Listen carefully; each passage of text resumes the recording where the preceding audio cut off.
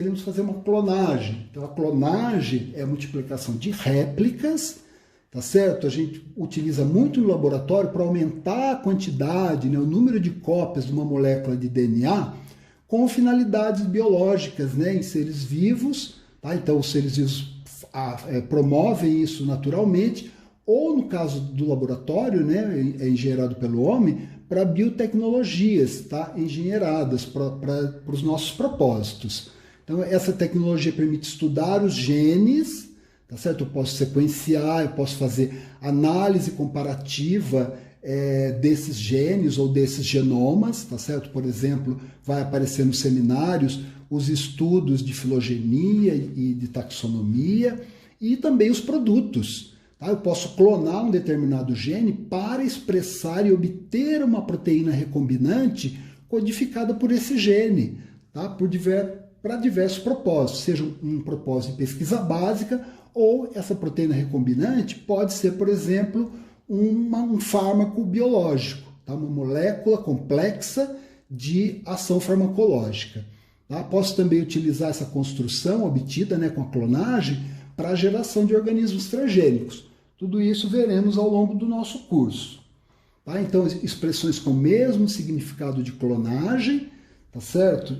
São sinônimos, né?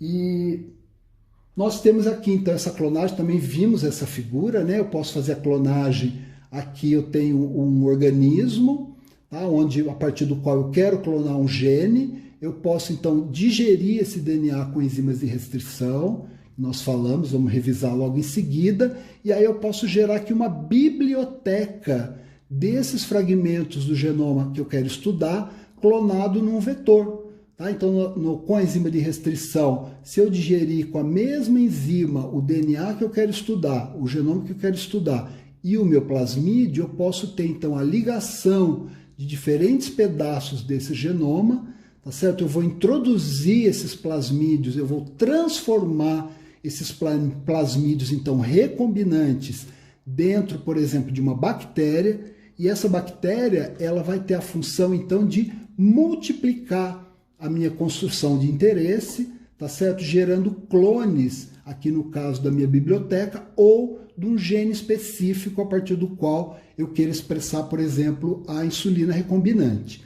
Tá? Aqui tem à direita o método in vitro, que vocês viram na aula do professor Valim. Como eu posso clonar o meu gene de interesse utilizando a técnica de PCR. Tá? Então, para que clonar? Diversas aplicações que nós veremos ao longo do curso e também nos seminários.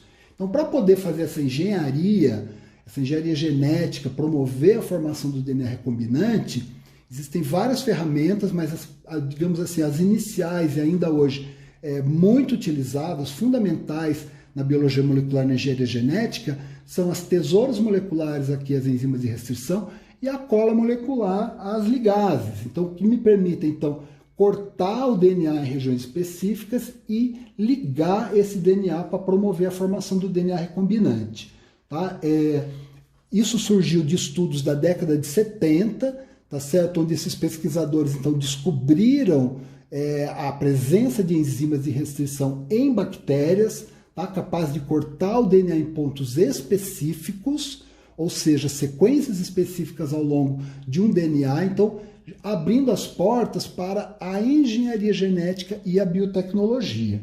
Tá certo? Isso lá na década de 70, não à toa, gerou aqui a capa da revista Time e agraciou, então, os pesquisadores ligados diretamente a essas pesquisas com o Prêmio Nobel de Fisiologia e Medicina em 1978. Tão impactante que foi essa descoberta. Tá certo? Então eu tenho aqui um gene, um fragmento de DNA, digamos, né, de interesse, foi digerido com uma enzima de restrição, aqui que deixou extremidades coesivas, o plasmídio digerido com a mesma enzima, então gerou as extremidades compatíveis, complementares, tá certo? Aí eu posso utilizar uma enzima ligase que vai refazer as ligações fosfodiéster covalente, eu vou ter então meu DNA recombinante. Tá? E essa pesquisa, então a descoberta das enzimas de restrição, veio de pesquisa básica. Então essa divisão de pesquisa básica e pesquisa aplicada, ela se torna de certa forma, um debate estéril, porque uma alimenta-se da outra. Então, estudando aqui essa guerra natural entre bactérias e bacteriófagos, né, eles viram que as bactérias elas tinham um mecanismo, né, baseado em enzimas de restrição e também metilase, são enzimas de modificação, onde ela metilando todo o seu DNA, tá certo? Com uma metilase específica, o que acontece? Quando atacada, né, invadida por um vírus, então ele vai injetar o seu DNA para poder replicar e lisar essa célula, o que acontece, pessoal? A enzima de restrição da bactéria hospedeira, ela vai poder, então, clivar, inativar, impedir a invasão do bacteriófago, mas ela não vai clivar o seu próprio DNA. Por quê? Porque o seu genoma está metilado na mesma posição da enzima que vai clivar, então, o DNA exógeno. Tá? Então, tá aqui, olha, no caso aqui, o DNA genômico da bactéria, tem esse radical metilo aqui, por exemplo, no sítio de restrição, sequência palindrômica, ó, GATTC, de 5 linhas para 3 linhas, GATTC, enquanto o DNA do falo invasor, ele não está metilado. Então, a enzima de restrição da bactéria vai inativar, vai clivar o DNA do invasor e não vai clivar o seu próprio DNA. Tá? Então, as enzimas de restrição, por exemplo, a enzima EcoR1, foi uma das primeiras a serem descritas. Tá? Então, o nome dela advém da bactéria onde ela foi isolada, né? O organismo, aqui E. coli, Escherichia coli. Tá certo? R1 é da espécie da cepa R, a primeira da cepa R. RIND3 é Haemophilus influenza, que vai reconhecer, olha aqui, uma outra sequência de DNA específico. Você imagina um genoma muito grande, aonde, ao acaso, pode existir essa combinação de bases que formam, então, o sítio de restrição específico dessas enzimas. Mais de 3.000 enzimas de restrição já foram identificadas, das quais centenas são comercialmente disponíveis, tá certo? Até mesmo pela tecnologia do DNA recombinante, porque muitas dessas enzimas são codificadas por um gene só, os quais, no caso do gene, vai ser clonado, vai ser expresso e a proteína recombinante, no caso, uma EcoR1, vai ser produzida, tá certo? Envasada e vendida pela empresa para os pesquisadores. Então, as enzimas de restrição são endonucleases, que cortam internamente, né, a sequência do DNA.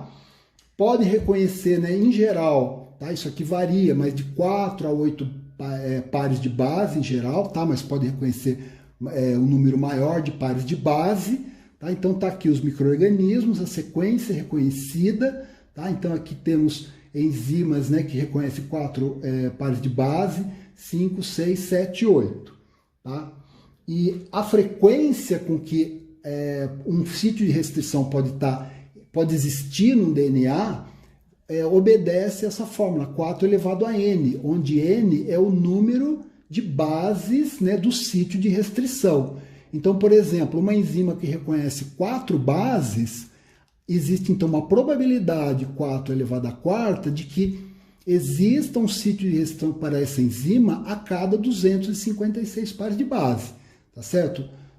Isso é uma estimativa, tá? Muitas vezes isso não ocorre, mas é um dado de base. Se reconhece 6 bases, a cada 4.096 pares de base tem a probabilidade de se encontrar um sítio para aquela enzima. E uma enzima a 8 bases a cada 65.000 pares de base. Então aqui mais uma questão aqui para o nosso Senado molecular, admitindo que o genoma humano tem 3 bilhões de bases, pares de base, quantos fragmentos seriam gerados ao digeri-lo com uma enzima que reconhece 4 bases? E para uma enzima que tem por sítio específico uma sequência de 8 bases, a cada quantas bases um nucleotídeo iniciador, né, um primer de PCR, por exemplo, de 16 nucleotídeos, teria a chance de encontrar sua sequência complementar alvo para hibridizar nessa reação de PCR. Tá? Então são questões que a gente vai conversar, vamos debater no Senado molecular para poder justamente solidificar esse conceito.